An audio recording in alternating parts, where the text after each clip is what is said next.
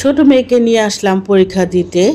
এই যে অনেক মানুষ এখানে ভিড়, মানে মাথা নষ্ট হওয়ার মতো মনে হয় ম্যাট্রিক পরীক্ষা দিতে আসছি।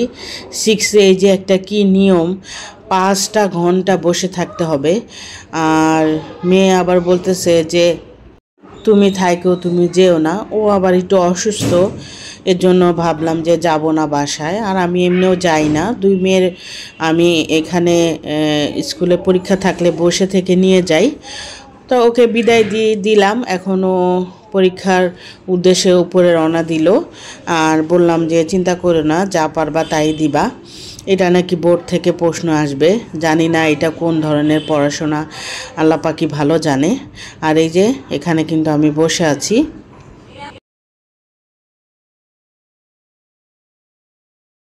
বৃষ্টি বৃষ্টি ওয়েদারটা, মানে ঠান্ডা ঠান্ডা ভালোই লাগতেছিল গাছপালা দেখে। আর এই কদিন কিন্তু টানা বৃষ্টি হচ্ছে, আর আমার বয়সটা কিন্তু অন্যরকম হয়ে গেছে, আমার ঠান্ডা লাগছে প্রচুর আর জ্বরও আসছে। আর এখানে গাছগুলা পুরা ভিজে আছে, আমার আবার দেখতে খুব ভালোই লাগতেছিল। আর এই যে বাচ্চারা কিন্তু, ছোট বাচ্চাদের পরীক্ষা শেষ, ওরা আবার বের হচ্ছিল।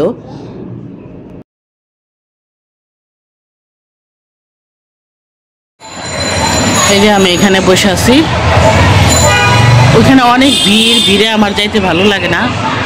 আর এত গার্জেনের সাথে বসতেও আমার ভালো লাগে না, তাই আমি একা এখানে বসে আছি। এখন 5 ঘন্টা নাকি পরীক্ষা হবে, 5 ঘন্টায় বসে থাকি। মেয়ে বলছে যে তুমি বসে থাকো, এই ফার্স্ট ওদের এই 6-এর কারিগরি প্রশ্ন কেমন আসবো কেউই জানে না। সব গার্জেনরা একটু চিন্তিত, 5 ঘন্টা বাচ্চারা কি করবে। আর আমার মেয়ে এমনি একটু অসুস্থ, কিছু করার নাই, এখন এটা তো পরীক্ষা দেওয়াই লাগবে, এর জন্য বসে আছি।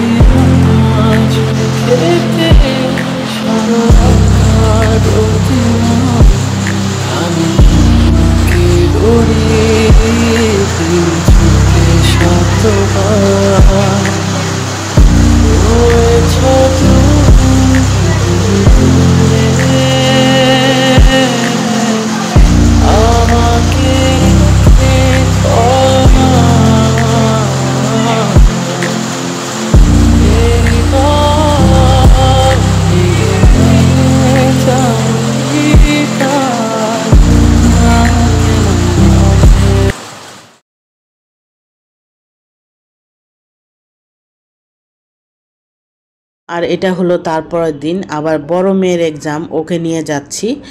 আমার আসলে কপালটাই খারাপ, যখন আমার বড় মেয়ের পরীক্ষা থাকে বোর্ড পরীক্ষা, তখন আমার ছোট মেয়েরও পরীক্ষা থাকে।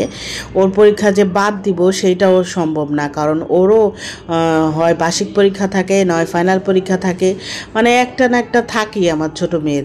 আমার দোনোটা মেয়ে নিয়ে আমার দৌড়াতে হয়। বড় মেয়ে যখন ম্যাট্রিক দিয়েছিল তখন আমি ছোট মেয়েকে পরীক্ষা দিয়ে ঘরে রেখে আবার বড় মেয়েকে নিয়ে দৌড়াই। আর পরীক্ষার পর কিন্তু অসুস্থ হয়ে গেছি, আর এইবার কিন্তু মাঝেই আমি অসুস্থ হয়ে গেলাম। আসলে ঠান্ডা লেগে গেছে প্রচুর, বৃষ্টি হচ্ছে না, টানা বৃষ্টি, যখনই কলেজে যাই তখনই বৃষ্টি, আবার মাঝখানে বন্ধ থাকে, আসার সময় আবার বৃষ্টি। আর এই যে পাশে কিন্তু আমার বড় ননাসের বাসা, মেয়েকে ভিতরে দিয়ে তো এই বাসায় আসলাম, ভাবলাম যে এখানে সময় কাটায় যাই। আর এত জ্বর ঠান্ডা, সকালে ভাবছিলাম যে আসতেই পারবো না, নাপা খাইলাম, কোনো রকম নাপা খাওয়ার পরে দেখি মাথা ব্যথাটা কমছে, এত মাথা ব্যথা ছিল, সরি। আর এই যে বৃষ্টি বৃষ্টি, এখনও কিন্তু বৃষ্টি হচ্ছে, আর আমরা কিন্তু এসে পড়েছি, এখন ছুটি টাইম, মেয়ে এখন বের হবে, দাঁড়িয়ে আছি। আর বৃষ্টি একদম কালো মেঘ করে আছে, হঠাৎ কিন্তু বৃষ্টি নেমে যাবে, তাই ভাবছি যে তাড়াতাড়ি মেয়ে জানি বের হয়ে যায়। আসসালামু আলাইকুম, আশা করি আপনারা ভালো আছেন। আমি আলহামদুলিল্লাহ ভালো আছি। আজকে সকালবেলা ঘুম থেকে উঠলাম, এখন চুলা টুলা পরিষ্কার করে নিলাম, এখন নাস্তা বানাবো। আজকে মেয়েদের পরীক্ষা নাই, দোনো মেয়ের পরীক্ষা আজকে নাই, এর জন্য একটু দেরি করে ঘুম থেকে উঠলাম। তারপর এখন 8:30 বাজে, এখন নাস্তা বানাবো, মেয়েরা ঘুমাচ্ছে। এই যে এখানে চুলা আজকে পরিষ্কার মনে করে নিলাম। হচ্ছিল যে কতদিন প্রতিদিন পর ঘুম আমি থেকে আজকে উঠে আমি চুলাটা বাসায়, পরিষ্কার করে তাই নিই। সকালবেলা ঘুম থেকে সকালে উঠে গেলাম। উঠে সকাল বলতে কি বেশি দেরি করি নাই আর কি, তাও উঠে গেছি। এই যে আমার ঘরের আর অবস্থা। এখন ভাবলাম যে সকাল রাত্রে সকাল এগুলা রান্নাটা সব করে নিব। খাওয়া দাওয়া করে আর এইভাবে রাত্রে খাওয়ার পরে রাখা যে হয়েছে। টেবিলের এই এখন অবস্থা, সব এগুলো পরিষ্কার আমি করব। আবার গুছায় নিব। আগে নাস্তাটা বানাবো, তারপরে এগুলা সব আর আজকে পরিষ্কার করব। কিন্তু আর দেখলাম মেয়েরা তো জানলা ঘরে দিয়ে যে ঘুমাইতেছে এখনো। বৃষ্টিটা সকালে ওরকম আসে নাই। যেদিন পরীক্ষা থাকে সেদিনই কিন্তু বৃষ্টি, সকালে ঝুম বৃষ্টি হয়। আর আজকে ওয়েদারটা একটু মেঘলা মেঘলা, বৃষ্টি হবে, ঝিরিঝিরি বৃষ্টি হচ্ছে। ঠান্ডা ঠান্ডা ঠান্ডা কিন্তু ভালোই লাগে, কিন্তু পরীক্ষা দেওয়ার সময় ভালো লাগে না। অসুস্থ থাকলে কিন্তু পরীক্ষা দেওয়া যায় না। আমার অসুস্থ হয়েছে, তারপরও আমি মনে করি ভালো, আমি বড়, তারপর আমার মেয়ের কিছু হয় নাই। আর ওর যদি হইতো তাহলে অনেক সমস্যা হইতো। আমি কিছু বুঝলাম না এই টাইমে কেন পরীক্ষা লাগলো, এত বৃষ্টি এত কিছু, বাচ্চারা সব ভিজে ভিজে যাচ্ছে, ভিজে আমি অসুস্থ হয়ে গেছি। আর বাচ্চাদের কি অবস্থা, আল্লাহ পাক জানি সব বাচ্চাদের সুস্থ রাখে, এটাই দোয়া করি, সুন্দরভাবে জানি পরীক্ষা দিয়ে শেষ করতে পারে। সবাই আপনারা দোয়া করবেন বাচ্চাদের জন্য। এই যে আমি নাস্তাটা ভেজে নিচ্ছি। সকালকে ঘুম থেকে উঠে রান্নাঘরটা পরিষ্কার করলাম।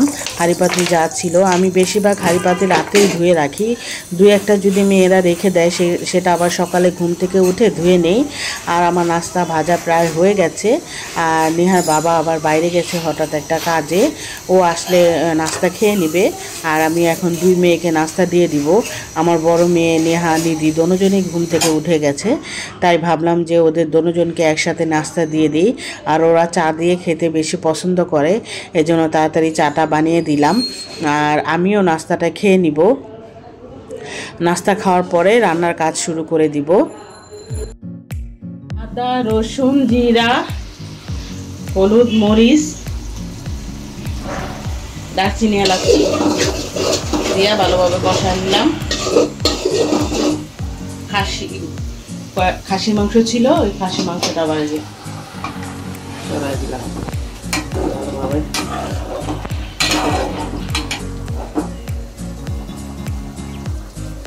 আর এখানে রান্না করব খিচুড়ি।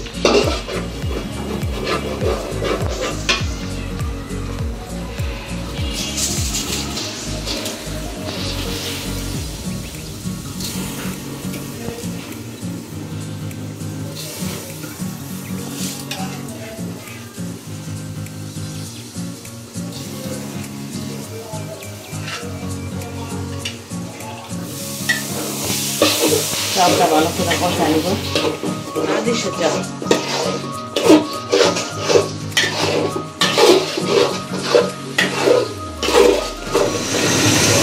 লবণ দিই,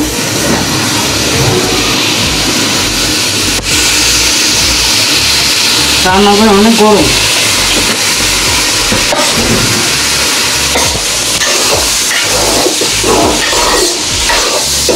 আরেকদিন রান্না করছিলাম, নেহা অনেক পছন্দ করছে, এই জন্য আজকে আবার বলছে এটা রান্না করতে, এই জন্য রান্না করতেছে। আমার বড় মেয়ে নেহা ওই খিচুড়িটা অনেক পছন্দ করে, এই জন্য আমি প্রায় প্রায় খিচুড়িটা রান্না করি।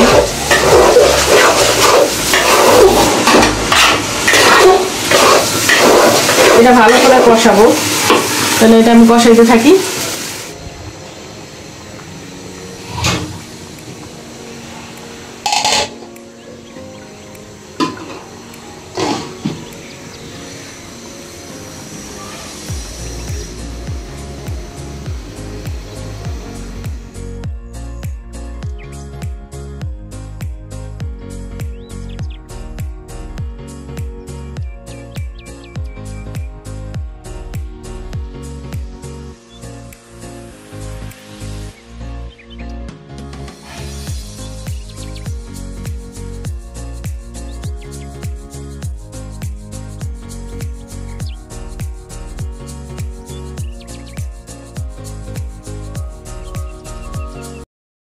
এই যে আমার খিচুড়িটা কিন্তু হয়ে গেছে, মাশাআল্লাহ অনেক ঝরঝরা হয়েছিল।